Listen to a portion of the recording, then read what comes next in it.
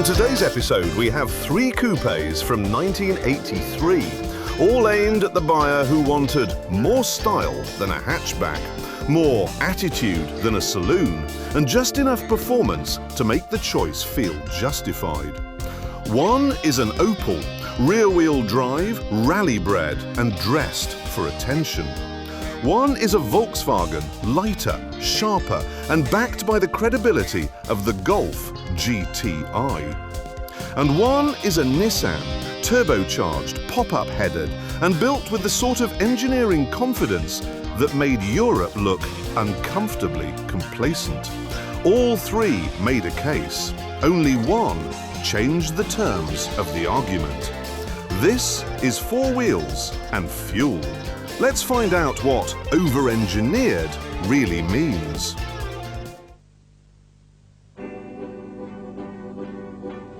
Der neue Manta.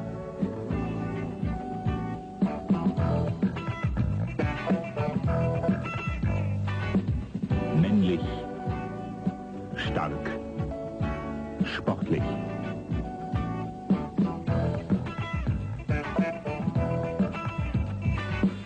Der neue Manta, das Kraftpaket von Opel. Opel Manta B2. The Manta had been around since 1975. By 1983, it was no longer the fresh new thing in the European coupe market, but something more established and, in some ways, more interesting. A car with history behind it, a decade of rallying, a clear rear-wheel drive identity, and the kind of cultural presence that comes from being seen everywhere, from German backroads to British retail park car parks. The Manta was not just a coupe anymore, it was a known quantity. The B2 facelift arrived in 1982 and did something important. It made the Manta look current again. Colour-coded bumpers, a proper body kit, a rear spoiler, and the quad intake front grille gave it a level of visual aggression the earlier Manta B had lacked. What had once looked slightly cautious now looked deliberate, more assertive, more 1980s. It stopped people in the street, and not because it was subtle. The whole point was that it wasn't. The GTE finally had the engine to match the bodywork. A 2.0-litre inline-4 with Bosch L-Jetronic injection, producing 110 brake horsepower and 161 Newton-meters of torque, sent rearward through a 5-speed manual gearbox. No automatic was the point here. At 1,065 kilograms, it reached 60 miles per hour in around 8.5 seconds and topped out at 119 miles per hour, while returning roughly 28 miles per gallon. Those were credible figures for the class, but the numbers alone were not the real appeal. What mattered was how the Manta delivered them. The rear-wheel drive layout gave it a dynamic character its front-wheel drive rivals could not replicate. Point it at a corner, ease off slightly, trail the brakes, and the car told you what was happening underneath it. It communicated through the chassis in a way the Scirocco, for all its competence, simply did not. The Manta rewarded drivers who understood balance, weight transfer, and the value of power going to the rear axle rather than tugging at the steering wheel. That was its strength. Its weakness was age, because underneath the sharper bodywork and the injected engine sat a platform whose origins were still firmly rooted in the 1970s. It was competent, proven, and enjoyable. But it had been conceived before Japanese manufacturers had begun taking this segment quite so seriously. In Britain, at around £7,500, the Manta GTE made a strong case. rally heritage, rear-wheel drive, strong looks, and genuine driver appeal. But it also represented the best of an older European idea. And in 1983, an older European idea was about to meet something uncomfortably modern.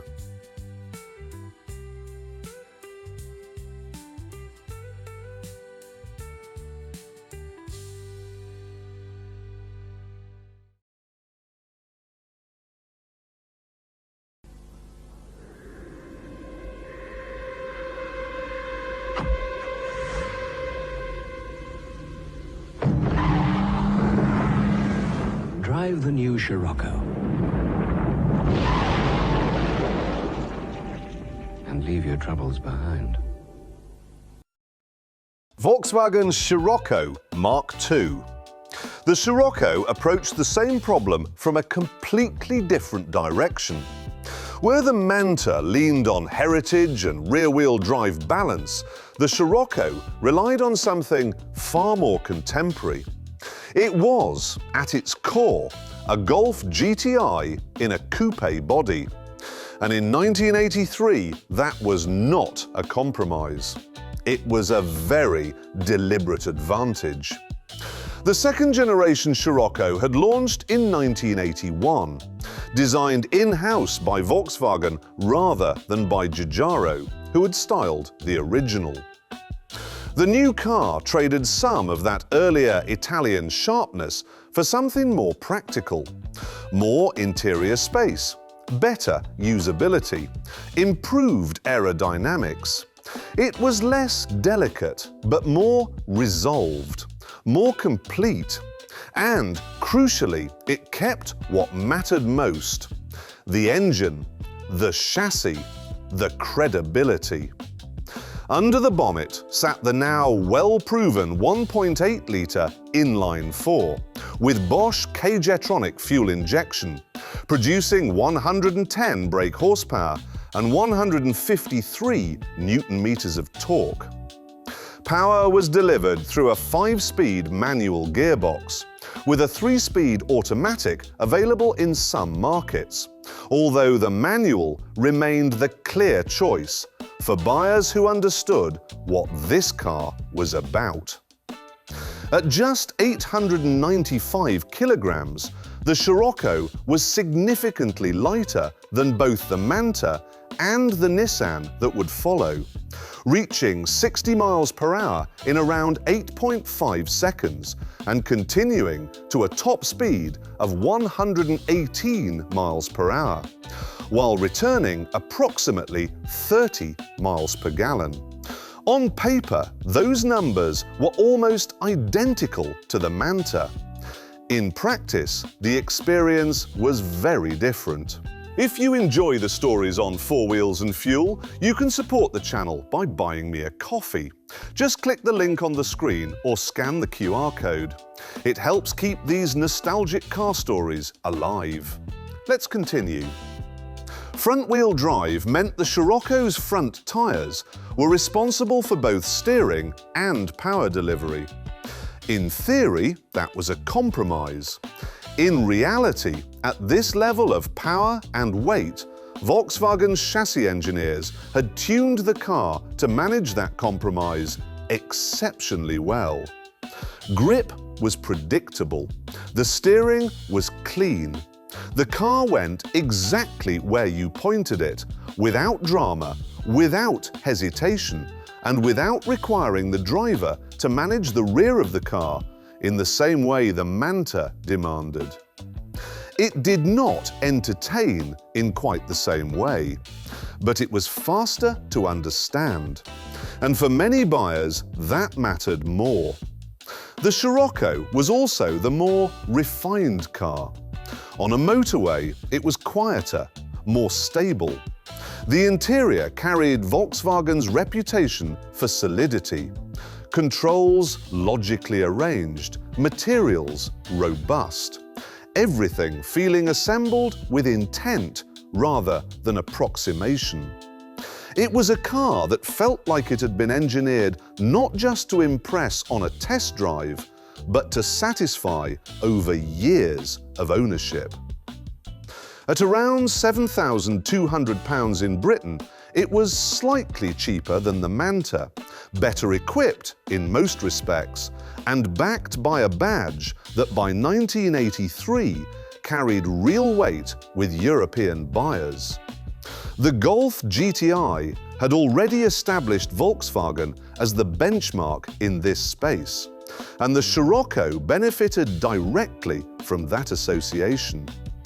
By any objective measure, it was one of the best coupes in its class. The problem was not what the Scirocco was, it was what was about to arrive next. Because being one of the best only works until something comes along and quietly redefines what best actually means.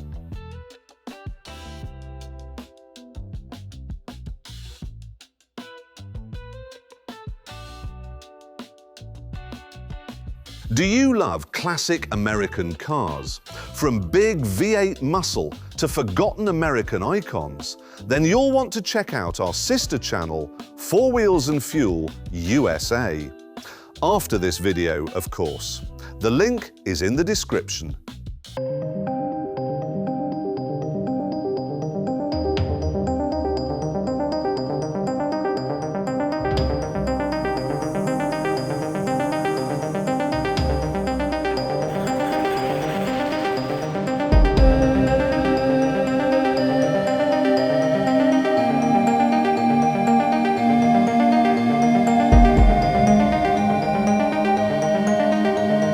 Nissan Silvia S12, August 1983. Nissan begins production of the S12 Silvia, and when it arrives in Europe shortly after, it does not feel like another alternative in the segment. It feels like a challenge. Because while European manufacturers had been refining a familiar formula, naturally aspirated engines, incremental improvements and platforms developed over time, Nissan had taken a different approach. It had observed what the segment expected, and then engineered something that went beyond it. The Silvia arrived as a rear-wheel drive coupe with pop-up headlights, a more angular, modern design, and, most importantly, a turbocharger. In a class where its rivals were producing around 110 brake horsepower from naturally aspirated 2.0-litre engines, Nissan introduced a smaller, turbocharged 1.8-litre that fundamentally changed the conversation. The engine was the CA18ET, a 1.8-litre single overhead camshaft inline-4 turbocharged, producing 135 brake horsepower and 191 Newton-meters of torque. That was 25 more horsepower than both the Manta and the Scirocco, and around 30 Newton-meters more torque than either. Power was delivered to the rear wheels through a 5-speed manual gearbox, with a 4-speed automatic available in certain markets. Already, on specification alone, the Silvia was operating at a different level. At approximately 1,145 kilograms, it was heavier than the Scirocco and close to the Manta, but the additional power more than compensated. It reached 60 miles per hour in around 8.9 seconds and continued to a top speed of 124 miles per hour. On paper, that placed it ahead of both European rivals, because of how the power arrived. The turbocharger delivered a strong surge in the mid-range, with peak torque arriving at around 3,600 revolutions per minute. Below that, the engine remained predictable. Above it, the car transformed. Acceleration became more urgent, more forceful, in a way that neither naturally aspirated rival could replicate without increasing displacement or cost. And, unlike the Scirocco, the Silvia sent that power to the rear wheels. It combined the dynamic balance of the Manta with a level of performance the Manta could not match. Grip, rotation, and acceleration worked together, creating a driving experience that felt both familiar and noticeably more capable. The chassis had also been tuned with European roads in mind. Stability at speed, predictable handling, and composure that made the additional performance usable rather than overwhelming. The pop-up headlights added visual drama, giving the car a presence that felt more expensive than it actually was. And then there was the build quality. Panel fit, material consistency, and overall finish were executed to a standard that made the Manta feel dated, and the Scirocco, for all its strengths, feel less substantial. Nissan had not just matched its rivals. It had studied them, identified their limitations, and engineered past them. At around £9,000 in the United Kingdom, the Silvia was more expensive than both the Opel and the Volkswagen. But it did not feel overpriced. It felt like more car. The over-engineering was not accidental. It was the entire point. And in 1983, Europe did not have a direct answer to it.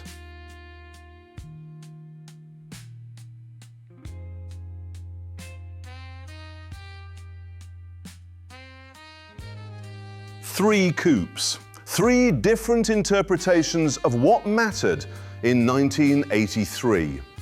The Manta stood for heritage, rear-wheel drive, and a decade of identity built through motorsport and real-world driving.